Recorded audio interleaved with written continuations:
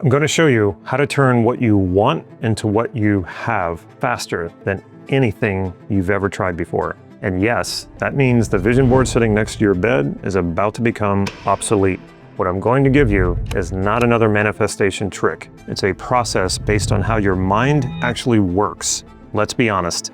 The universe doesn't reward the people with the prettiest vision boards or the highest vibration. The truth most people don't want to hear is this.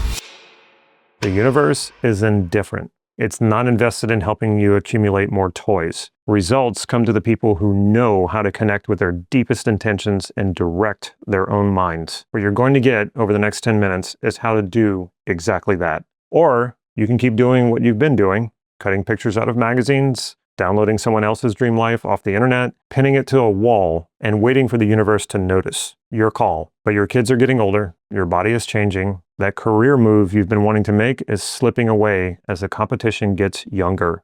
Not me. I don't have the patience to sit around and hope the universe delivers what I want, and I refuse to gamble with my future. What I'm about to teach you comes from Neuro Linguistic Programming, NLP. This is the framework I use to build the life I dreamed about, and it's what I've been using with clients for well over a decade to help them do the same. It works because it's built on how your mind actually functions, not on hoping the universe likes you. Let me tell you a story that still gives me chills. Just before the world shut down due to the pandemic, I was walking through Rome with my girlfriend. She's my wife now. And suddenly I had the strongest sense of déjà vu I've ever experienced. It wasn't a passing feeling. It persisted, following me through the streets. I couldn't shake it, and at some point, I stopped trying to dismiss it and started asking a different question. Why does a city I've never set foot in feel like somewhere I've already been? And then it clicked. A conversation I had had 2 years earlier. One of those talks where someone asks you the right question at the right moment. In an instant, I understood. I hadn't stumbled into Rome by accident. Some part of me had been navigating toward it ever since that conversation. Here's what happened. A close friend had asked me something deceptively simple. If money were no object, how would you spend your life, Damon? At the time, I was running an insurance business that I had no passion for. I was doing early stage work in coaching and NLP, but the income wasn't there yet. I hadn't made the leap, but I knew what I valued. That part was clear. So when he asked, I didn't hesitate. I told him I'd travel, but not just as a tourist, but as a student of the world.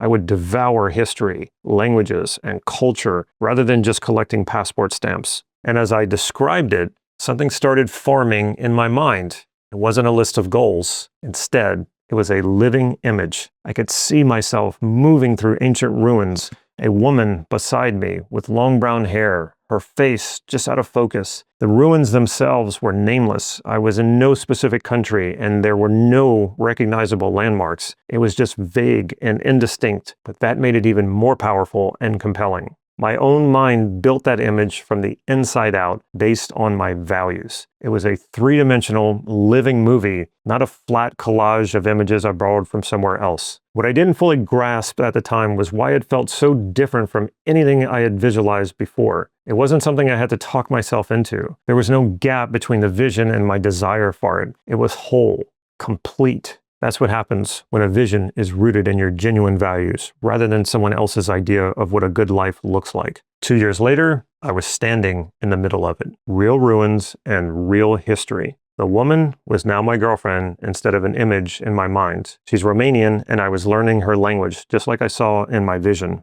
And I was reading about the history of Rome. Everything had arrived. I didn't pin the images to a wall. I didn't chant over a crystal, nor did I raise my imaginary vibration. I didn't need to, because something deeper had been silently at work the whole time. Once I started to put it all together, how it all came to pass, I spent time using NLP to reverse engineer what happened, to understand the mechanics of it well enough to do it deliberately and teach it to others. That's what you're getting today.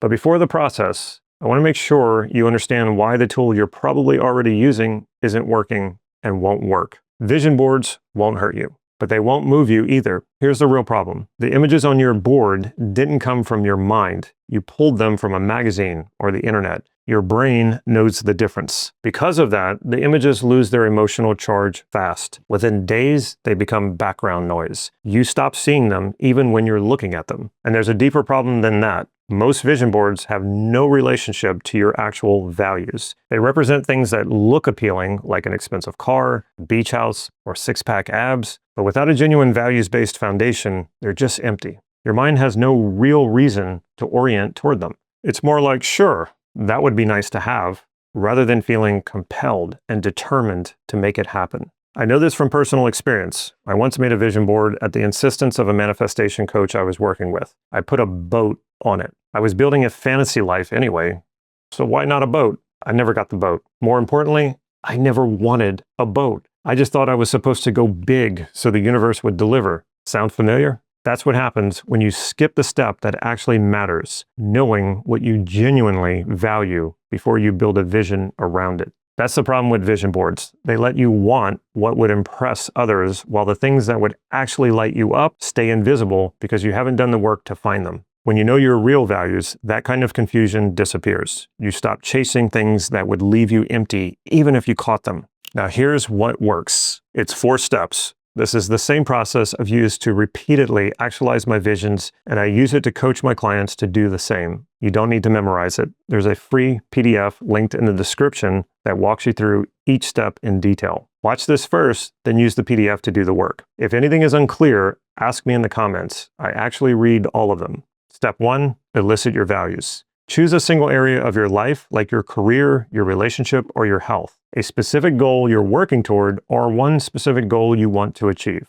Don't try to do your whole life in general. You need to be more specific than that. Going too broad makes the whole process muddy. Once you've chosen your focus, ask yourself, what do I actually want here? Then go deeper, using the questions in the PDF to uncover the values underneath that answer. Most people stop at the surface. Don't. Keep pulling until you've identified everything that genuinely matters to you in that area. 5 values at minimum, sometimes 20. Then order them. Knowing which values sit at the top of your hierarchy is what lets you make decisions quickly and move without second-guessing yourself. Step 2, build a vision from those values. Imagine a blank space in front of you, a canvas with nothing on it. Take each value and ask, what does this actually look like lived out in this area of my life? If one of your values is freedom, what does freedom look like in your career? Keep adding values one at a time. They'll start to merge. The image will build on itself, getting richer and more dimensional with each layer. Here's something counterintuitive. Don't overspecify. The vision I carried to Rome was blurry around the edges, indistinct ruins, a woman whose face I couldn't quite make out. That wasn't a bug in the system, it's a feature. Vagueness gives your unconscious room to work. A rigid, over-detailed vision becomes too limiting and inflexible. It can't accommodate how life actually unfolds. A living vision bends without breaking. Then place yourself in it, not immersed in it like a first-person perspective. See yourself in the vision as if you're looking at yourself in a mirror, just head and shoulders. See the future you who is making your vision a reality. Something in the expression, the posture, the eyes, whatever tells you this is the version of you who made it real. This matters more than it sounds. Every manifestation approach out there tells you to step inside the vision and feel like you already have it.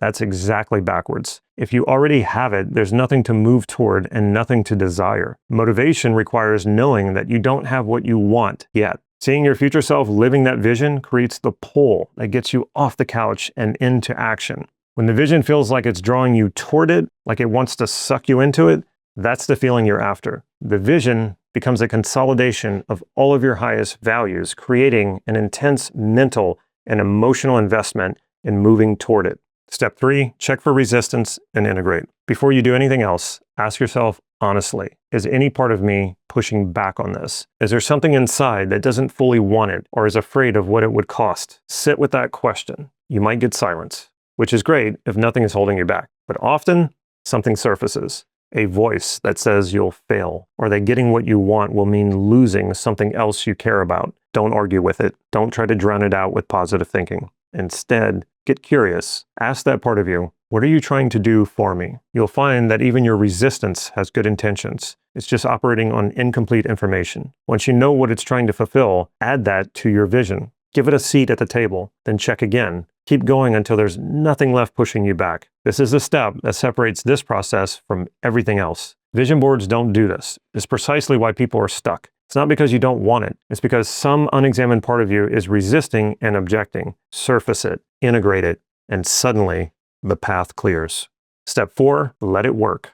Your unconscious doesn't clock out. While you're sleeping, while you're in the shower, while you're doing anything else, it's processing, connecting, and preparing. Give it 24 to 48 hours after building your vision. Come back and check. Does it still feel right? Has anything shifted? If it still has that pull, that draw toward it, then release it. Don't rehearse it. Don't drag it back out every morning to inspect it. Trust the process and let it drop below the surface. That's where it gets its real power. That's what happened in my story. The vision appeared once in a conversation. I set goals that aligned with it, made a plan, and went to work. Then I stopped thinking about the vision itself. My unconscious held on to it. And 2 years later, I was living it. If you're being honest with yourself, do you really think a collage of pictures taped to a wall can compete with a vision built from your deepest values, built with the full investment of your mind and emotions? Let me know in the comments. While you're down there, grab your free PDF in the description. And if you want a deeper training on this work, I built a free one right here on this channel. It's on your screen right now.